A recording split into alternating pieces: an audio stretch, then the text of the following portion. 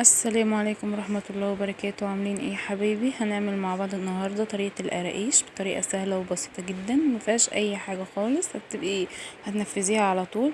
انا جبت كيلو دقيق، دي كوباية الا ربع مية، معايا معلقتين سكر كانوا كبار، وحطيت معاهم ذرة ملح، ومعلقة كبيرة من الخميرة الفورية، ونص معلقة بيكنج باودر وفانيليا، وده نص كيلو سمنة. لو عايزة تستخدمي سمنة نباتي على سمنة بلدي تمام، عايزة تستخدمي سمنة نباتي بس برضو معاكي شغال، اللي عندك متوفر وعايزة تستخدميه برضو مفيش مشكلة.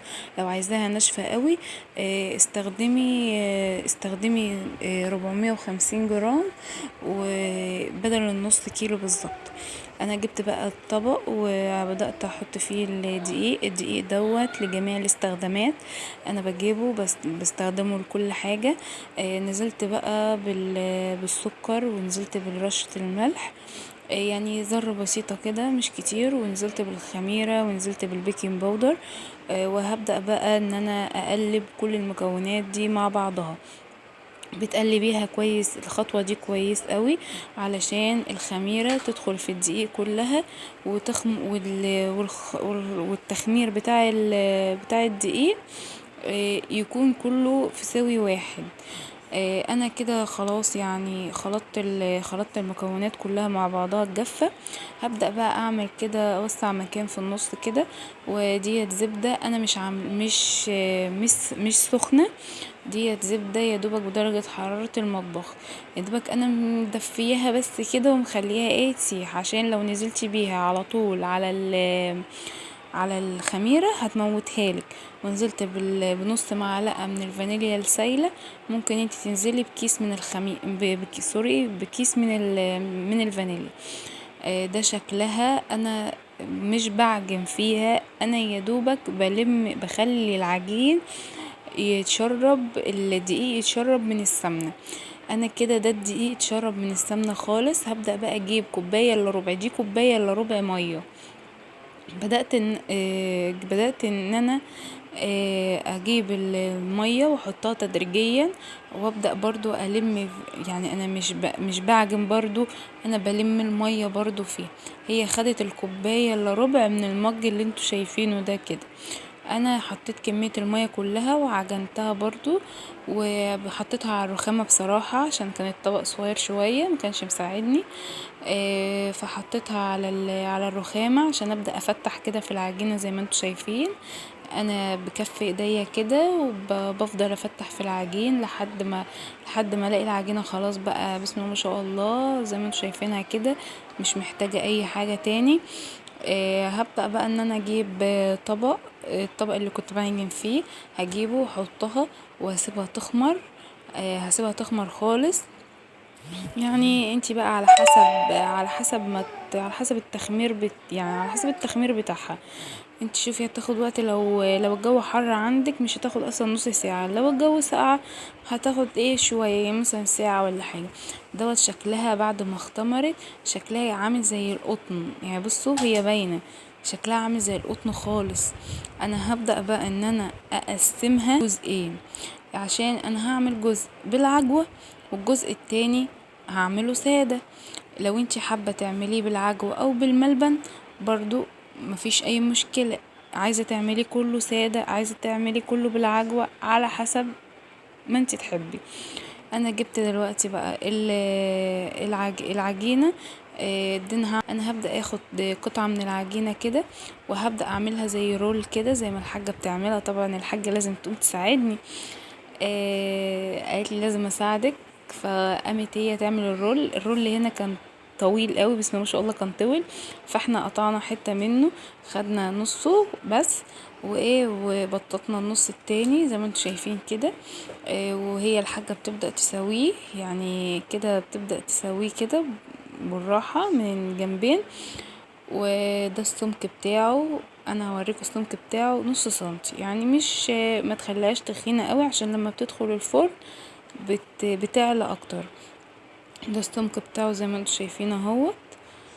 انا بقى لو انت عندك القطاعة ماشي اللي هي دي تمام، عندك بقى اللي هي اللي مش موجودة وعندك القطاعة بتاعة الجزر، تمام برضو مفيش مشكلة، اشتغلي بيها تبقى حلوة معاك. عندك مش عندك دي ولا ديت، ما تغلبيش، اعملي بالسكينة هتطلع معاكي برضو. انا مرضتش اعمل كله بالقطاعة ديت، وعملت برضو بالسكينة عشان اوريها لكم. انا كده قطعتها بالقطاعة وحطيتها في قلب الصاج. هبدأ بقى انزل هبدأ بقى اخلص الكمية وايه واخبزها واوريها لكم. انا جبت بقى العجوة، حطيت عليها معلقة سمنة واحدة، وبدأت بقى ان انا ادعك فيها كده، يعني ان انا اخليها طرية بطريها. بدأت اعجنها كده بايديا جامد، يعني افضل اعجن فيها كده لحد ما بقت طرية خالص زي ما انتوا شايفينها كده بمعلقة سمنة بلدي. هبدأ بقى اجيب كيس وهقطعه نصين، وعملت زي كورة وحطيتها في نص الكيس. وهتبدأي تجيبي النشابة وتفردي العجينة دي خالص طبقة رقيقة، يعني رقائي فيها على قد ما تقدري. يعني انا عملتها كده نفس الشكل ده، وعملتها طبقة رقيقة خالص، يعني ما تخليهاش تخينة، عشان لما تيجي تلفي احنا هنعمل حاجة اسمها كعب الغزال. دي اللي بتتباع في الافران، بتتباع برضو، بتبقى طعمها حلو وبتبقى غالية. لا احنا عملناها ايه برضو من المنيه، من عجينة المنيه. انا كده دلوقتي بقى ديت برضو خدت كور، عملتها كور بقيت العجينة، وعملتها صوابع رفيعة زي ما انتم شايفين كده. انا فردتها كمان وانا بحطها في العجينة، يعني كانت دي برضو كده تخينة، رققيها على قد ما تقدري، خليها رفيعة خالص عشان وانتي بتلفي العجينة ما تبقاش تخينة. جبت برضو قطعة من العجينة وحطيتها بالشكل ده كده، وهفضل افردها برضو بالنشابة او بايديكي اللي متوفر عندك. بتعمليها برضو طبقة رقيقة، تخليها طبقة رقيقة بالشكل ده كده. وهتبدأي تجيبي العجوة اللي انتي فردتيها وتحطيها في النص، او بتحطيها بالشكل اللي ايه، ان انتي بتحاولي تسويها على شكل العجينة. انا بقى هنا كنت بسوي العجينة وايه، يعني شلت الاحرف لاقيها زيادة فشلتها. هبدأ بقى ان انا اجيب الف رولات، يعني ايه بلف، بتتلف معايا بطريقة سلسة خالص وما فيهاش اي صعوبة، وبسم ما شاء الله العجينة مظبوطة وما فيهاش اي حاجة، مظبوطة معاكي خالص. هتبدأي تلفي فيها زي ما انتوا شايفين كده.